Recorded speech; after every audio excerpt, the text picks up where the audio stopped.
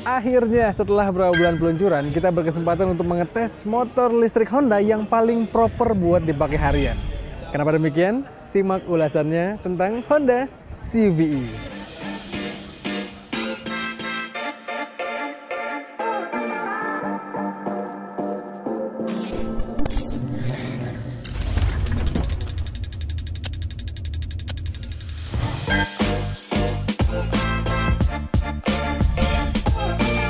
Kalau dulu mereka hanya kasih estimasi, sekarang Astra Honda Motor sudah resmi merilis harga jual dari CUV-E.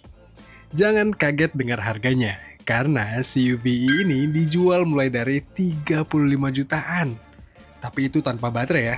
Kalau pakai 2 baterai, harganya jadi tembus 54 jutaan.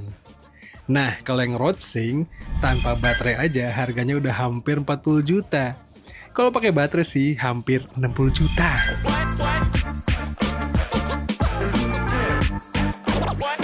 Memang mendengar harga dari Honda CUV ini cukup mengejutkan teman-teman. Tapi ya itu harga yang dirasa pantas oleh Astra Honda Motor untuk sebuah motor listrik yang harusnya proper dipakai harian. Ngomong-ngomong soal proper, motor ini juga hadir dengan desain yang proporsional teman-teman. Nggak tampil seolah menjadi motor yang sangat futuristik, motor yang dari masa depan gitu ya. Tapi juga cukup modern untuk terlihat di motor zaman sekarang. Dan secara tampilan motor ini menarik, apalagi dengan proporsi dimensinya. Iya, proper dan proporsional jadi kata kunci ketika melihat motor ini. Karena di tengah ramainya motor listrik yang bentuknya kelewat futuristik, Honda CUV ini bermain lebih kalem.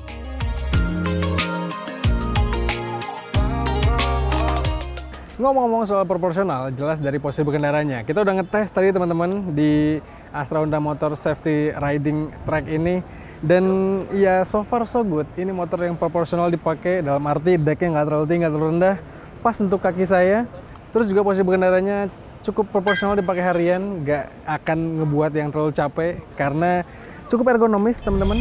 Yang kalau kita butuh gambaran, ini tuh motornya kayak bawa Scoopy tapi lebih gambut dikit dan lebih wheelbase-nya panjang.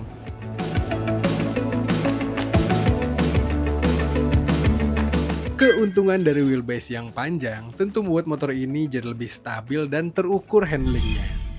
Kendati demikian, feel lincah masih dapat dirasakan karena rodanya berukuran mungil dan bobot motor yang gak terlalu berat.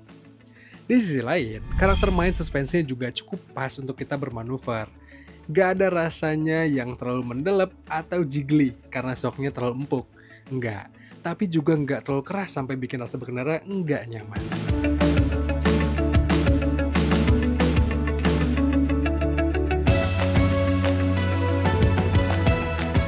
Lantas, untuk karakter berkendaranya, ya terasa cukup untuk dipakai harian. Kehadiran 2 baterai yang bisa menempuh jarak 80,7 km juga rasanya sulit untuk dihabiskan dalam agenda padat harian.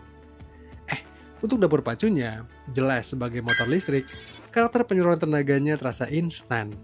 Apalagi karena motor ini punya fitur mode berkendara, di mana ada mode sport yang bisa bikin kita langsung melesat kalau spontan buka gasnya.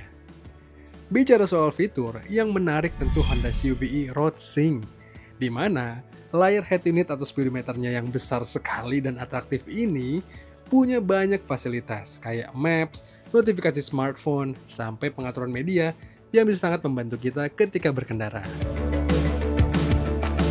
Motor ini hadir dengan banyak fitur teman-teman, tapi yang menarik, Honda menghadirkan juga opsi untuk Roadsing di CUV ini. Jadi ya kalau yang Roadsing itu tadi kita jelasin kalau tampilan semen clusternya lebih keren gitu ya, lebih memukau dengan map segala macam. Tapi ini juga hadir dengan rasa yang cukup oke lah, nggak terlalu kelihatan klasik gitu ya, tapi juga masih cukup atraktif tampilannya karena digital. Terus juga ada animasi-animasinya dan yang paling penting informatif teman-teman. Apalagi motor ini juga hadir dengan harga jual yang lebih rendah dibanding yang Roadsing sehingga lebih menarik untuk urusan fitur yang didapatkannya.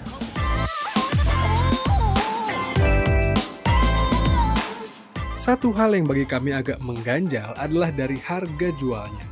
Untuk mendapat paket komplit, kita harus membayar hampir 60 juta. Yang itu membuat kita kaum menang-mending jadi harus pikir panjang. Kendati demikian, secara umum Honda CUV-E ini jelas menarik. Impresi berkendaranya menyenangkan, spesifikasi dapur pacu hingga baterainya jelas mumpuni untuk dipakai harian. Dan yang terpenting, kehadiran motor listrik ini menunjukkan keseriusan Honda untuk bermain di kolam motor listrik murni.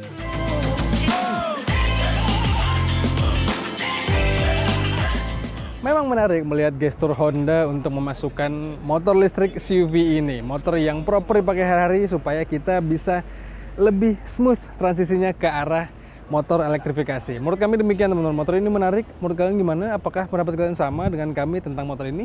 Coba kalian sampaikan di komentar video kali ini. Dan seperti biasa, jangan lupa untuk baca ulasan lengkapnya di kanal Detik Auto, serta tonton film dari kami di kanal 20 Detik dan kanal YouTube Detik Auto. Jangan lupa untuk kalian subscribe juga. Jadi teman-teman, sekian aja. Saya pamit. Stay safe dan bye-bye.